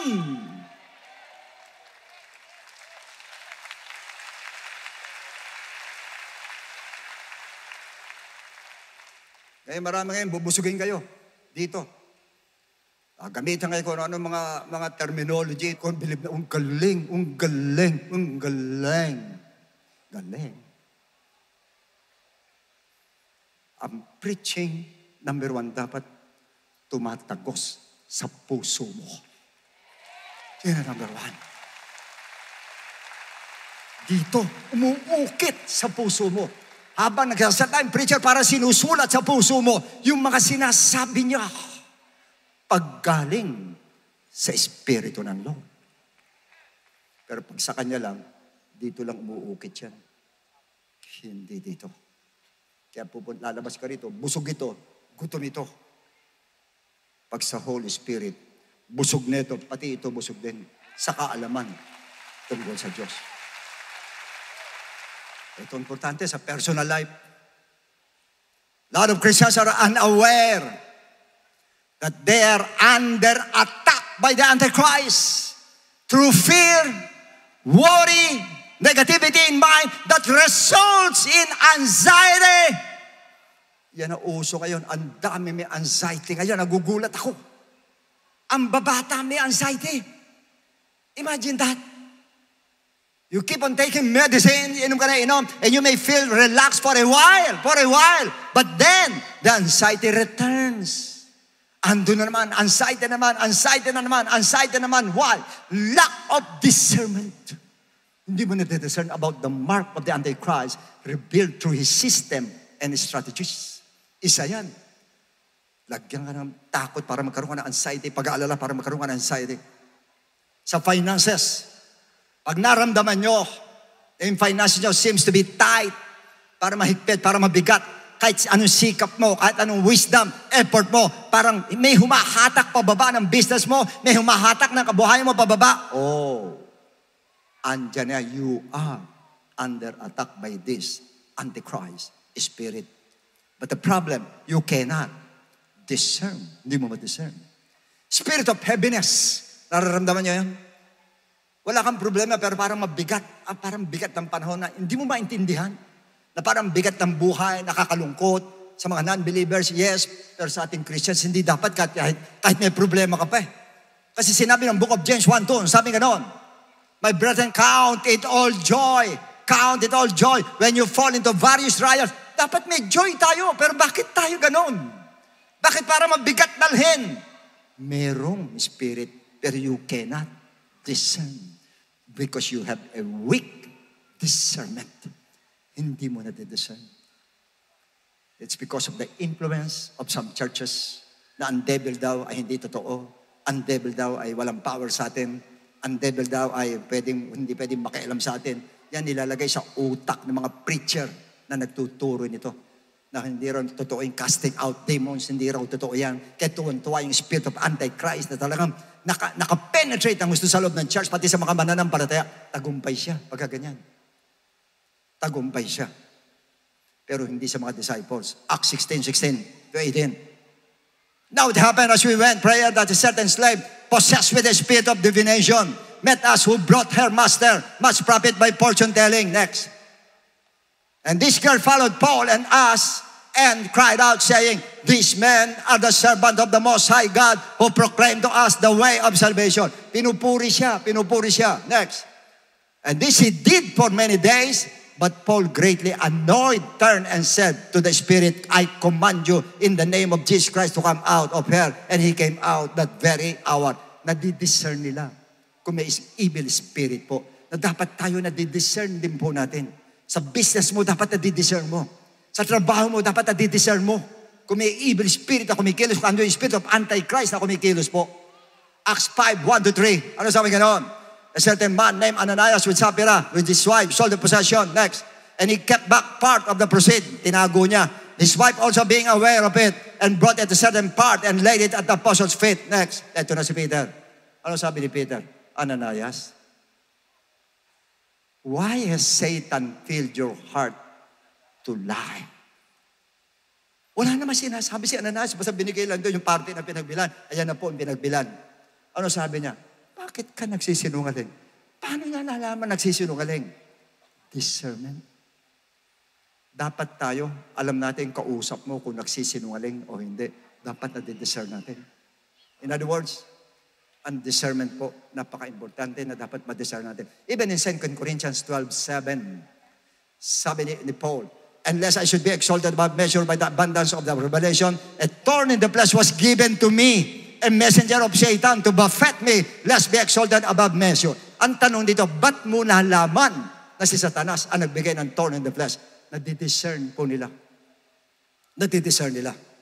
That's why today, hindi ko na pahabaan to. Pasok tayo sa uli. Gusto ko sa araw na ito, and even God wants this day for you to be released o ma-release tayo doon sa spirit of Antichrist by means of the power of the name of the Lord Jesus Christ. Dapat sa araw na ito, laya tayo. Lumaya tayo sa anxiety, lumaya tayo sa takot, lumaya sa ano man yung ginagawa ng Antichrist sa atin, pinipigilan, dapat lumaya tayo, karamdaman, lumaya po tayo sa araw na ito. It's the day of freedom, day of liberty. Sinabi ng Mark 17:18, and these signs will follow those who believe. Those who believe. Naniniwala ba kayo? In my name, they will cast out demons. Magka-cast out tayo ng demons. Bahala ka kung gusto mo sa business mo, sa trabaho mo, sa pamilya mo, saan man, mag-cast out ka. Next verse. And they will take up serpents. They drink anything deadly, will be not means no harm them. They will lay hands on the sick and they will recover. Pati sickness. I-rebuke natin ngayon in the name of Jesus Christ. Kailangan sa araw na ito, lumaya tayong lahat. Kailangan paglabas mo dyan, magaan ang pakiramdam mo. Wala kang heaviness na nararamdaman, kundi magaan ang lumalakad ka, magaan ka. Dahil alam mo na sa Spirit ng Lord. Alam mo na kalaya ka. Alam mo na sa power ng Lord. Alam mo na sa Holy Ghost. Habang lumalakad ka, paglabas mo dito. Yun ang gusto ng Lord. At gagawin natin by the power of the name of Jesus Christ. Kanya-kanya tayo. Ulitin mo ulit, verse 17. Ito po secret. Those who believe. Kanya pag tayo po nag-cast out in the name of Jesus Christ, be sure that you believe.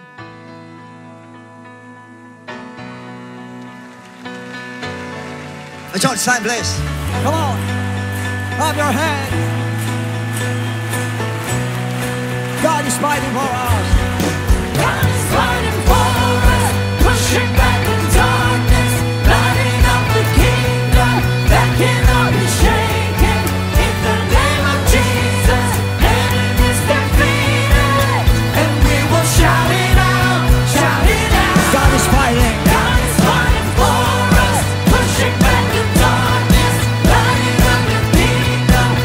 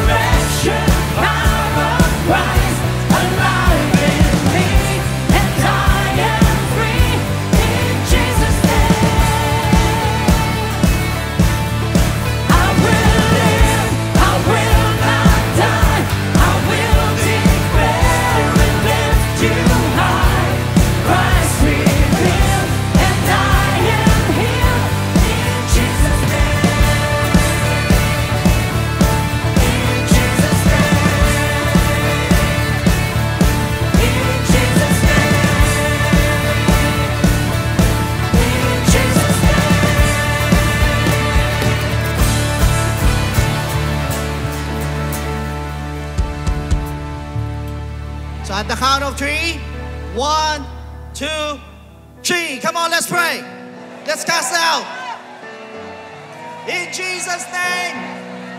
In Jesus' name. Spirit of poverty, we cast you out. Get out in our lives in Jesus' name. Spirit of sickness, we cast you out in Jesus' name. Lumayas ka sa buhay namin. Spirit of heaviness, lumayas ka sa aming buhay in Jesus' name. Come on. We cast out all the works of the devil in our lives. Palayasin po natin in Jesus' name. Hallelujah. Lord, minsan pa kami nagpapasalamat sa iyo dahil naniniwala po kami na sa pagkakataon po ito, lahat ang aming sinabi sa iyo na kailangan lumayas sa aming po mga buhay ay wala na in the name of Jesus Christ of Nazareth. Palakpakan po natin ang ating Panginoon. Come on, let's clap our hands to Jesus. Hallelujah! Hallelujah! Hallelujah!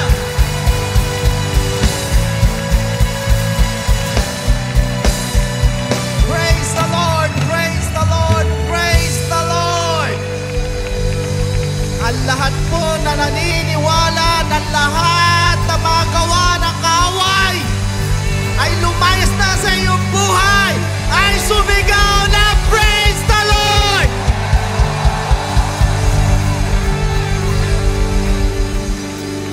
Be it unto your faith. Sa pamamagitan ng paniniwala po natin, pananampalataya po natin, therefore, mangyari po in Jesus' name.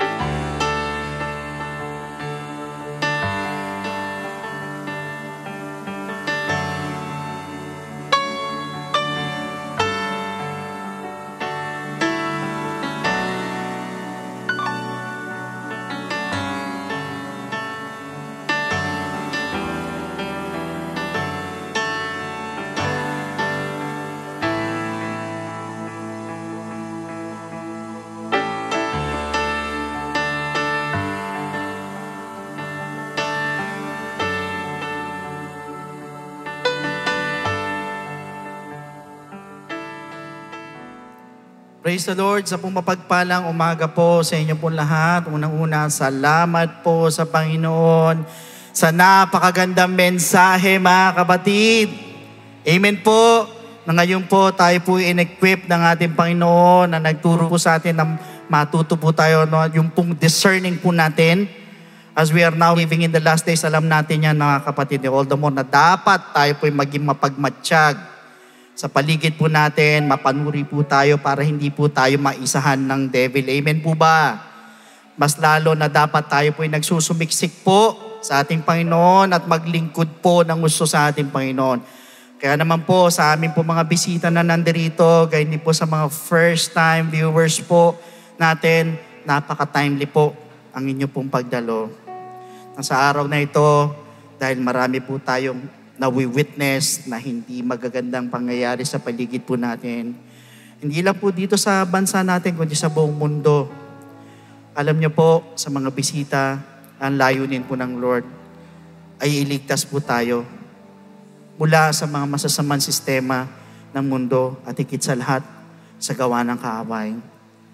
But we have to make a choice. Kailangan tayo mamili, and that is to choose Jesus Christ. Sa paano pong paraan? By accepting Him as your Lord and personal Savior and by believing in His gospel for you to be saved.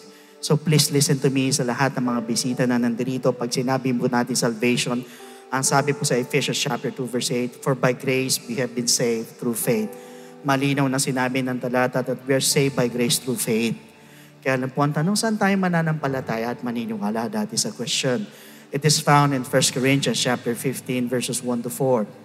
It is about the death of Christ, the burial of Jesus Christ, and the resurrection of Jesus Christ. Na kailangan po natin sampalatayanan at paniwalaan yung pong death, burial, and resurrection of Jesus Christ. Kaya lang po ang tanong is believing enough. Alam ko, karamihan sa inyo, familiar tayo sa death, burial, and resurrection ng ating Panginoon. Perhaps naniniwala kayo. Kaya lang, the thing is, or ang tanong sa atin, is believing enough. Pag tayo po ba'y naniwala na ng palataya, wala na tayong gagawin, hihinto at tutudok na po tayo doon. Ang sabi po sa 1 Peter chapter 4 verse 17, sa bandang baba ng talata, what will be the end of those who do not obey the gospel of God? Ano daw ang katatapusan? Ano daw ang dulo doon sa hindi sumunod sa gospel ng ating Panginoon? So sa madalit sabi, the gospel of Christ must be obeyed. Pag tayo nananampalataya, tayo naniwala, kailangan lakipan po natin ng pagsunod. Hindi po tayo matatapos sa believing, hindi din po tayo matatapos sa pananampalataya, but we need to obey the gospel of Jesus Christ. Pag tayo nananampalataya, naniwala, kailangan sundin po yan. Kaya lang sa paano pong paraan natin susundin. In the book of Acts chapter 2 verse 38, unang-una, we are going to repent. Ibig sabihin, we're going to ask for forgiveness. We're going to confess our sins. Hingi po tayo ng tawad sa ating Panginoon at naniniwala po ko. Kahit feeling po natin, kung minsan ang dami natin kapalpakan, ang dami natin nagawang mali, kasalanan sa ating Panginoon na iniisip mo, wala ka ng pag-asa. Pero sa Panginoon, may pag-asa for as long as andun po yung genuine repentance. Dahil yan po ang tinitignan ng Panginoon. Yung pong taos-puso na pagsisisi, hindi po yung bigat na nagawa natin, kundi yung pagsisisi po natin na nandun humihingi ka ng tawad sa Panginoon. Believe me, my friend, the Lord is willing and able to forgive your sins. Yan di po papasok yung pong death to sin. Yan po yung unang step, we need to repent.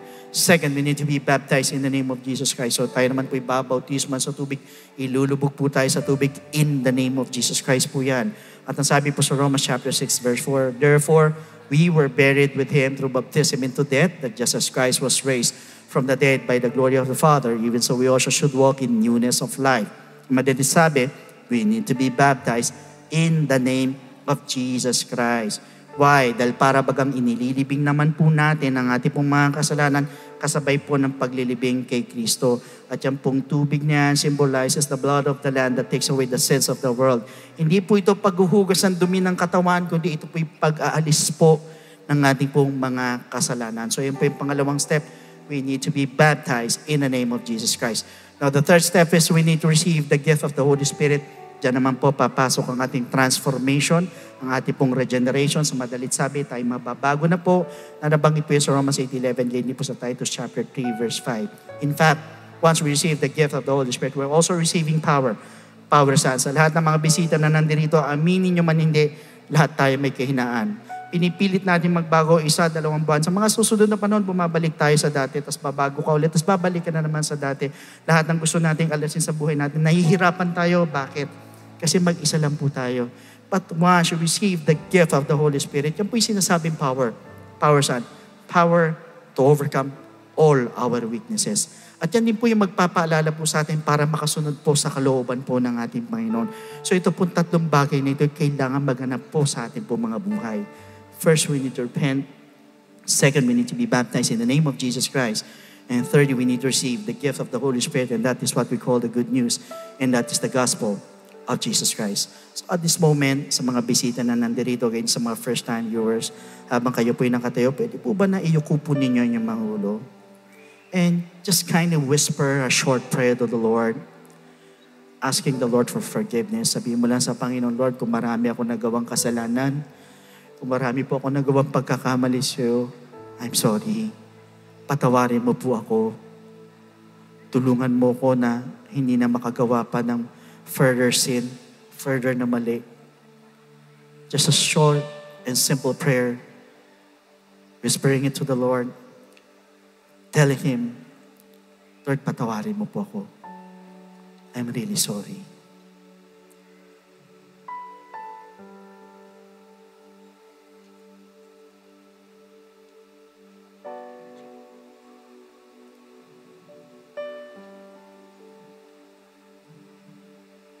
At habang nakayuko po inyong mga ulo, pwede po ba na at the same time pakitaas ang dalawang kamay po ninyo? Habang nakayuko po ang inyong mga ulo at nakapikit po ang inyong mga mata. And please repeat after me with this prayer na habang binabanggit ninyo ang panalangin ito, make sure na nandun po yung taos puso na tayo humihingi ng tawad sa ating Panginoon. So please repeat after me. At tayo po sa likod, pwede po tayo tumayo. Pakitapat po natin yung kamay natin sa kanila. Sige po, sumunod po kayo sa may panalangin ito na pagtanggap. Panginoong Jesus, lumalapit po ako sa iyo bilang isang makasalanan. Patawarin mo po ako sa lahat ng aking mga pagkakamali at pagkukulang. Sa oras na ito, tinatanggap po kita bilang sariling tagapagligtas. At tinatanggap po kita bilang Diyos ng aking buhay.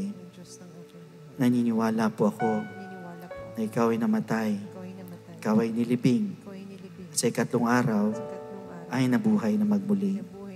Tulungan mo po ako makapagsimula ng bagong buhay at idagdag mo po ako sa iyong kaharian. Maraming salamat po sa pangalan ni Jesus. Amen.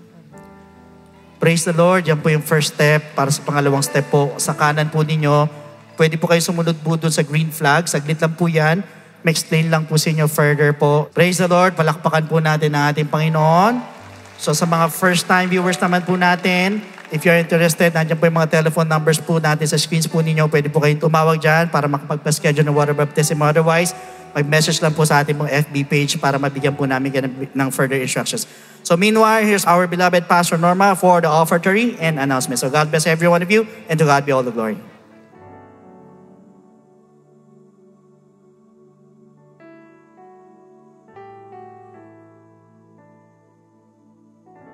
Amen. Praise God. Thank you, Pastor Lud, sa mensahe ng Gospel of Salvation. At nawa ang mga bisita po natin ay manatili po sa pananampalataya. Alright, tayo po idadako sa ating offertory. Isaiah chapter 1, verse 11 and 19. To what purpose is the multitude of your sacrifices to me, says the Lord. I have had enough of burnt offerings of rams and the fat of fed cattle. I do not delight in the blood of bulls or of lamb or goats. Verse 19, if you are willing and obedient, you shall eat the good of the land. Purihin po ang ating Panginoon. Sa kapanahunan po nila, ay hindi po nagustuhan ng Panginoon ang mga offerings nila. Bakit po? Kasi patuloy pa rin silang gumagawa ng mga bagay na hindi gusto ng ating Diyos. Di po ba? Sabi ng Lord, marami na akong ganyan. Kaya sinabi ng Lord sa kanila kung bakit, anong ginagawa nila. Magpapatuloy po sila sa kanilang kasalanan. Kaya nga sabi niya, kung willing kayo na kayo maging masunurin, then kayo'y pagpapalain ko. Kaya sa atin po lahat na patuloy po nagbibigay sa gawain ng ating Panginoon. Nakatitiyak tayo na makukuha natin ang promises ng God sa atin. Why? It's because patuloy tayong nililinang ng Panginoon, tinuturuan ng Panginoon. Upang ano? Upang kung tayo man ay maghahandog sa Kanya, maging katanggap-tanggap ito sa Kanya. Amen? Ngayon po ay panahon na tayo po ay magbibigay ng ating mga love offerings, mga tithes natin sa ating Diyos na buhay. Meanwhile, for complete details about online giving, please refer to the ways and means to give dyan po sa pinaflash ng screen. Maraming salamat din po sa mga kapatiran, walang sawang sumusuporta sa ating mga gawain. And let's be in one accord for our congregational fasting on July 26, Saturday, 9 a.m. at Star Mall EDSA Show Trade Hall. And to all businessmen and professionals, we invite you to this month's ABC Refill as we talk about health, happening on July 16, Wednesday, 6:30 p.m.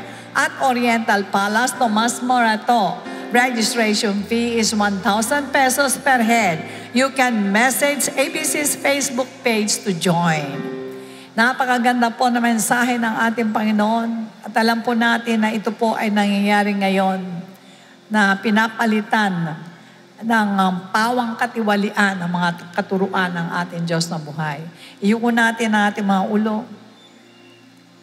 Dakilang Ama, totoo nga po, Lord, na marami ngayon ang nangangaral, mga salita ng Diyos, pero puro mga kasinungalingan at kasiraan sa iyong mga katuruan.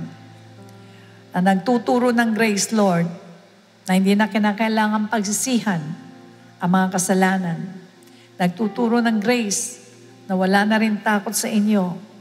Nagtuturo ng grace na hindi maniwala sa judgment. Nagtuturo ng grace na wala ng holiness. Nagtuturo ng grace na wala ng doctrine. At maraming pang iba. Maraming mga tao na didisib ngayon, mga gantong katuruan. And sad to say, even yung mga tao na niligtas mo na dinala mo na sa tamang iglesia, ay nadidisib pa rin ng ganitong pandaraya ng Antichrist na lumalaganap sa ngayon. Sapagkat gusto niya na yung mga naliligtas ay mahatak pa niya sa kamalian. Kaya tinataas po namin ang bawat isa sa amin, Lord God.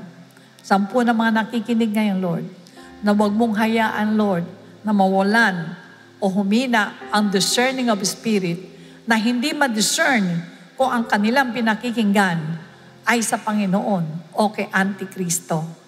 Dalangin namin, Lord, na bigyan mo ng discerning of spirit ang bawat isang mga anak mo na intact ang salita mo na itinuturo ay hindi pumapamali, kundi bagkos aming tayuan, aming paniwalaan, at aming sundin upang hindi kami matinag sa tamang doktrina. Totoo nga po na meron kang pastor na ibinigay sa bawat isa, sapagkat ang pastor ang siyang magsusulit sa mga tupa mo na ipinagkatiwala sa bawat pastor. Kung paano siyang nangaral, kung paano niyang ilalagaan ang mga tupa na tiniwala mo sa kanya. Kaya kaming lahat, nung ukol namin, Panginoon, ang aming mga buhay sa paniniwala at paglilingkod sa inyo, na ang pananampalataya ay hindi mawala sa inyong mga anak. Pakaingatan mo ang katawang lupa ng mga anak mo. Spare mo, Lord, sa lahat ng mga gawa ng devil, sa mga sakit, sa mga fatal accident, Lord God. Ingatan mo po, ganon din po mga kabuhayan. Huwag mong pahintulot sa bankruptcy. And in the name of Jesus, kanina po inanalangin kami, lahat ng mga espiritu nagpapahirap sa anak mo. Espiritu ng sakit, espiritu ng mga emotional stress, espiritu ng bankruptcy, espiritu ng mga nagpapahirap, Lord, in Jesus' name. Kanina po ay pinalayas na namin. Kaya tayuan na lamang namin ito, sapagat kami po ay may authority na gamitin ang pangalan mo upang magpalaya sa lahat ng gawa ng demonyo. At tulungan mo kami, Lord God, na huwag ma-deceive, Lord. Pagpalain mo rin ang alit handog ng mga anak. Patuloy po namin pinapag-pray ang lahat po na lumapit sa harapan. Tulungan mo po na hindi lamang hanggang dito, hanggang baptism sila, kundi magpatuloy silang kilalanin ka. Ibuhos mo masaganang pagpapala sa kanila. Dalangin din namin ang kalikasan, Lord. Ang balita, Lord, ay sunod-sunod na bagyo. Ingatan mo po kami, tinataboy po namin palayo, Panginoon. Ang lahat ng mga bagyo na to, Lord, palayo sa aming bansa. In Jesus' name, kabagan mo ang bansa namin. Ilayo mo sa lahat ng mga bagay na magpapahirap sa amin, O Diyos. At tinataas namin ang gawain ito, O Diyos, na lumaganap sa iba't ibang lugar upang magkaroon ng mga taong dadami ang kikilala sa katotohanan. Sa iyo po lahat ang kapurihan. In Jesus' name we pray. And everybody say, Amen. Amen. Praise God. The Lord bless and keep you and make His face shine upon you and be gracious to you and lift up your countenance upon you and give you peace. God bless you and to God be the glory.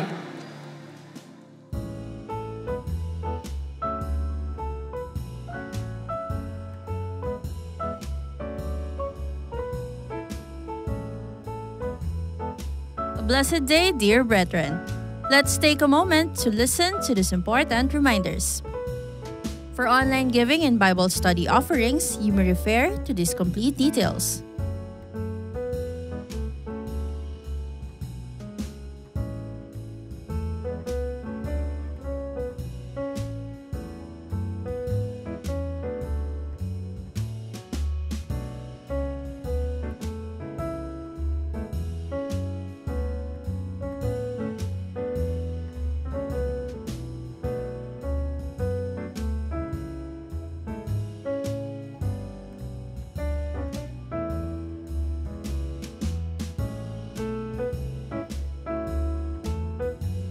To all who give via check, please indicate the correct account names. Checks payable to Project G Code with account name Project G Code Ministry. Checks payable to tithes, account name is Jesus Christ to God Be the Glory Church International Incorporated. Para sa mga gustong magpa-schedule ng baptism o one-on-one counseling, maaari po kayong makipag-ugnayan sa amin sa mga numerong nasa screen o mag-message sa aming official Facebook page. We're excited to share these church updates to keep us spiritually filled. Be part of a meaningful Sunday that will bring more passion into our hearts. Join our on-site worship service next Sunday at Cuneta Astrodome. Service starts at 9 a.m. Hunger and thirst for Christ and His Word. We invite you to join us on July 26, Saturday, for our monthly congregational fasting. Devotion and seeking begin as early as 9 a.m. Let's pursue His presence together. Attention businessmen and professionals. We are inviting you to join this month's ABC Refill and talk about health. Happening on July 16, 6:30 p.m. at Oriental Palace, Tomas Morato for only 1,000 pesos per head. Starts is back! Get a kickstart to an amazing journey in your ministry. Join the CatProd team's Spiritual Technical Arts Workshop this year. For only 450 pesos per head per session, you can learn and enhance your God-given gifts in dancing and acting, basic motion graphics, videography and CapCut editing, basic photography, advanced Canva and social media etiquette, live sound basics, and arts and crafts. Register now via the QR code or at the information booth. Your journey starts here. Attention, One of Seers. The One of Sea Lounge is now open for your discipleship sessions. It's the perfect place to hold your One of Sea meetups. Quiet, comfy, and ready for you. Visit us at the press room beside the baptism area from 7:30 to 8:30 a.m. See you there. Our brand new merch has landed. Our very own aesthetic vinyl stickers of IDO4 striking lyrics and faith-filled messages are now up for grabs at the church kiosk. Perfect for your laptop, phone, planner, tumbler, and anywhere you want to rep your faith in style. With 3 sets to choose from for only 150 pesos each. Head to our church kiosk to avail. Catch IDO4 songs on various platforms via Shuffle TV, airing on A to Z Channel 11 from Monday to Friday at 5 a.m., Saturday and Sunday at 6 a.m., or via Light TV Channel 33, Monday, Wednesday, and Friday at 12 noon, and Saturday and Sunday at 6 p.m. Via One Radio, which is our newest radio partner, and via Spotify, Apple Music, Deezer, Amazon Music, and other music streaming apps. Use your God-given gifts for His glory. Join the Servants Force today. We're looking for volunteers and SF workers, especially for the Comrades and Gideon teams. Sign up via QR code, website, or at the information booth every Sunday. I wanna be the one who makes you smile. I wanna live to be your